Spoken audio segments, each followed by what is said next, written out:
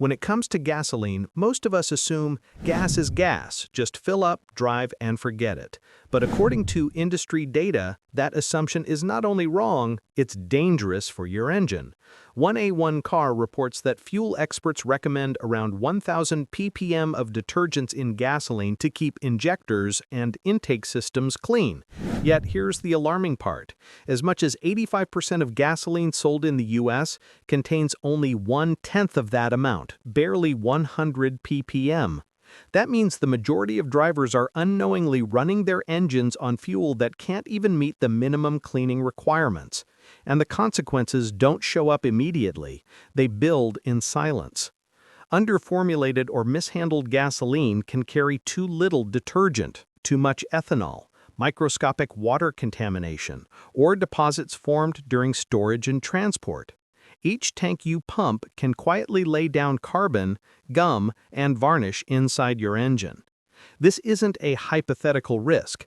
Low detergent fuel can foul injectors, making them stick or spray unevenly. It can coat intake valves with crusty deposits that choke airflow. It can disrupt combustion, causing rough idle, hesitation, misfires, and clogged filters. And in severe cases, these deposits alter exhaust chemistry enough to overload or damage your catalytic converter, which is one of the most expensive components in your car. So while the pump labels look the same, the reality is far more serious. Not all gasoline protects your engine. In fact, most of it doesn't. And unless you know what to look for, you may be filling up with fuel that slowly wears your engine down long before you see a warning light. But it's not enough to just say, don't buy cheap gas. The reason why bad gasoline shows up has a lot to do with how fuel is made and distributed. Gasoline doesn't magically appear at the pump. It begins its life in a refinery where crude oil is processed and blended. From there, it's sent to terminals, massive storage facilities, before being loaded into tanker trucks and distributed to gas stations. At each step, things can go wrong. At the refinery, seasonal blend changes or mistakes in blending can introduce issues. At the terminal, storage tanks can suffer from poor maintenance, leading to water intrusion or residue buildup. Then bombers or tanker trucks arrive. The same tanker truck might load fuel for a major brand gas station and for a lower-cost independent station, meaning the base gasoline is often identical. What changes is what happens when it's loaded. Detergent or additive packages are injected into the fuel as it's put into the tanker. So while that shiny brand name station might claim premium gas, the reality is that some of the same base fuel was sitting in the same terminal tank that feeds discount stations. The difference lies in the additive package added later, and not all stations add the same mix. Some retailers or refineries inject more advanced detergent packs, others do the bare minimum required by law. You'll even hear terms like nitrogen-enriched or synergy being slung around, but some expert drivers call them marketing buzzwords rather than performance-changing chemistry. What matters more is what benefits your engine, the detergent strength, and the absence of harmful metal-based additives can make or break long-term engine health. Then there's ethanol, which complicates things further. Ethanol-blended fuels like E10 or E15 are common across the U.S., but ethanol is hygroscopic. It attracts and absorbs water.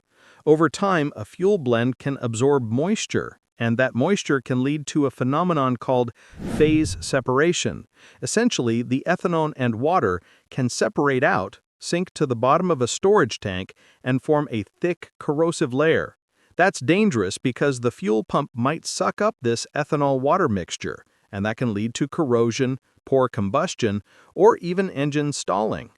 Studies show that E10, 10% ethanol, can safely absorb only a tiny fraction of water before separation begins. Research into storage tanks has also found that, under the right conditions, stored ethanol fuel can reach a point where that water-ethanol layer becomes a thick, damaging sludge. In some regions, the problem is even more complicated. Not all drivers have access to ethanol-free fuel, and in some states, for example Iowa, E15, which contains 15% ethanol, is required. That raises the chance of phase separation, especially in humid or poorly maintained tanks.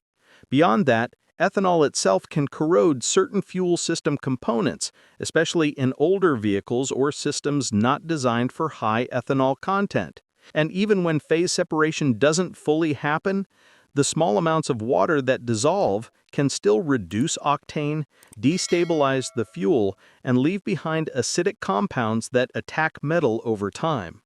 What this all means is that bad brand doesn't always mean cheap gas station. Sometimes it's down to how and where the fuel is handled, what gets injected into it, how well the station maintains its underground tanks, and even how often a given station turns over its fuel. All those factors together influence whether the gas is safe or risky for your engine, and that is exactly why this matters. So, what makes gas top tier?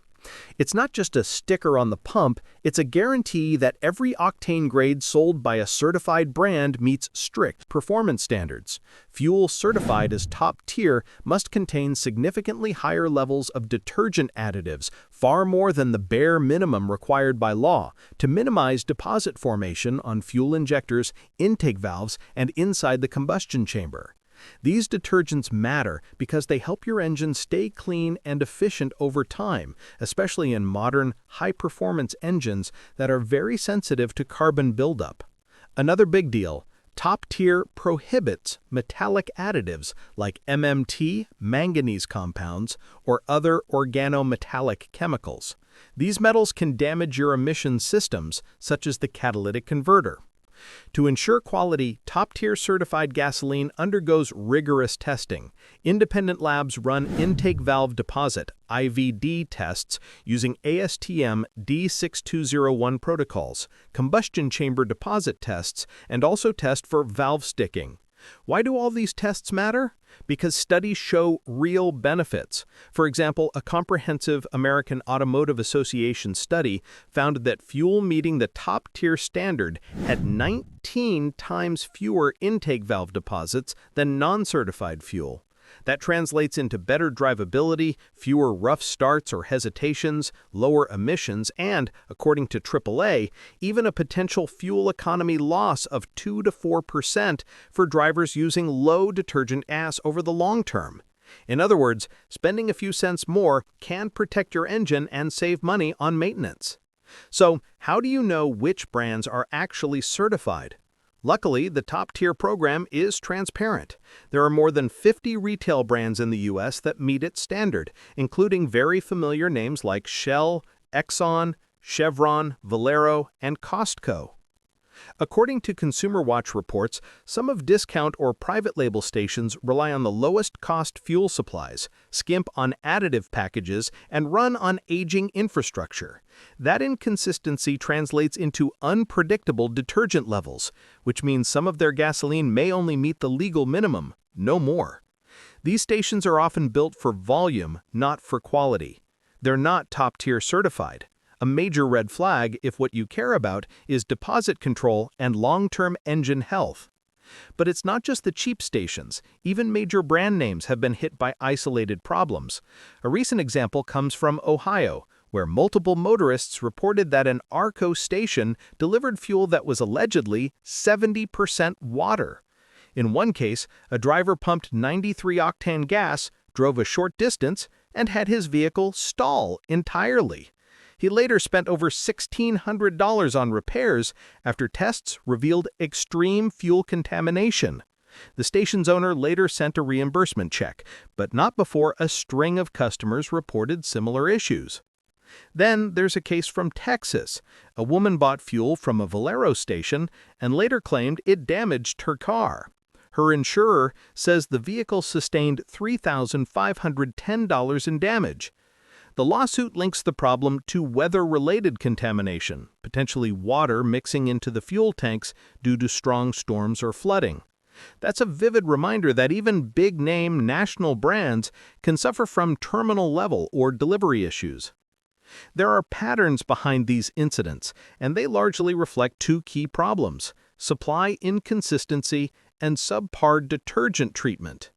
The detergent issue means some fuels don't have strong enough detergent packages to prevent carbon buildup, or worse, they may lack the proper detergent entirely. The supply inconsistency means these outlets may draw from whatever local supplier has the cheapest blend that week, creating a mystery fuel with no guarantees from one delivery to the next. So, which specific brands keep coming up in avoid conversations? Several names frequently appear: Amoco, BP, Circle K, Love's, Safeway, Sam's Club, Murphy USA, Speedway, and even some independent or private label stations. The big caveat, though, some of these claims are about particular stations. Not every location of a chain has the same fuel quality. That's why naming a brand isn't always the whole story. For your own peace of mind, you can cross-reference sites like toptiergas.com to see whether a station is certified. If you ever suspect your gas is bad, act, take photos, keep your receipts, and report it to local regulators. When bad gasoline hits your engine, the first warning signs usually appear fast, sometimes before you've even left the parking lot. Drivers who unknowingly filled up with contaminated fuel reported their engines stumbling the moment they pressed the accelerator. When the combustion mixture becomes unstable, the engine computer fires a chain of error codes, most commonly the P300 misfire series or lean condition codes like P171 and P174. Some drivers even reported their fuel pumps acting strangely, filling slower than normal, as if the system was struggling to draw fuel. Another clue that something inside the storage tank isn't right. If you keep driving for the next few days, the symptoms evolve. Hard starts become more frequent, power drops off, and the engine may surge or hesitate under load. Mechanics who inspected contaminated cars in recent incidents found partially clogged fuel filters packed with sediment. That clogging restricts fuel delivery and tricks the ECU into compensating, which only makes drivability worse. Modern GDI engines are especially vulnerable because they spray fuel directly into the combustion chamber. Without high detergent gasoline, carbon slowly builds on intake valves, fuel economy starts slipping, the idle gets rougher, and emissions creep upward. These problems don't appear overnight, which is why the earliest signs after a fill-up are critical. When two or more symptoms show up together, misfire, rough idle, stalling, hesitation, abnormal pump behavior, bad gas becomes a serious possibility. To confirm it, start with a visual check. A clean glass jar can immediately reveal trouble if the gasoline looks cloudy, milky, or layered, which often indicates water contamination. In several reported cases, customers even saw metallic particles floating in the fuel. A quick smell test can help too, although cautiously.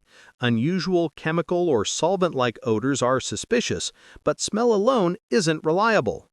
For a more structured diagnosis, plug in an OBD2 scanner and check whether the timing of the codes aligns exactly with your last fill-up. That correlation is powerful evidence. If your vehicle has a serviceable fuel filter, opening it can reveal rust flakes, sediment, or water droplets trapped inside. When you need definitive proof, the gold standard is an official fuel analysis. Taking a proper sample means pumping fresh fuel into a clean glass jar, labeling the time, station address, pump number, grade, and keeping the receipt with it.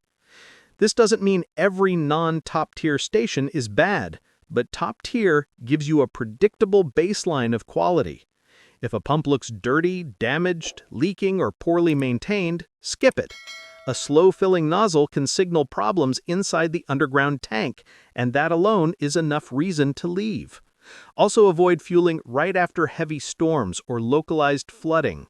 Water intrusion into underground tanks spikes dramatically after severe weather, and contamination cases often appear within 24 to 48 hours of these events. Sometimes the signs are subtle, and by the time the damage becomes obvious, the evidence is already gone. That's why documenting early issues is critical. Private label and unfamiliar stations aren't automatically unsafe, but you should treat them with more caution. If you must fuel at an unknown brand, buy a small amount first, drive for a few minutes, and look for immediate symptoms before filling up completely. Track your fuel economy over time as well. Sudden drops may correlate with poor quality fuel long before major symptoms appear. Avoid chasing the absolute cheapest station in the city. Saving 10 cents per gallon is pointless if the fuel costs you a repair later. For long-term engine health, especially in GDI engines, periodic use of high-quality detergent gasoline or approved fuel system cleaners helps keep deposits under control as long as it aligns with your manufacturer's recommendations.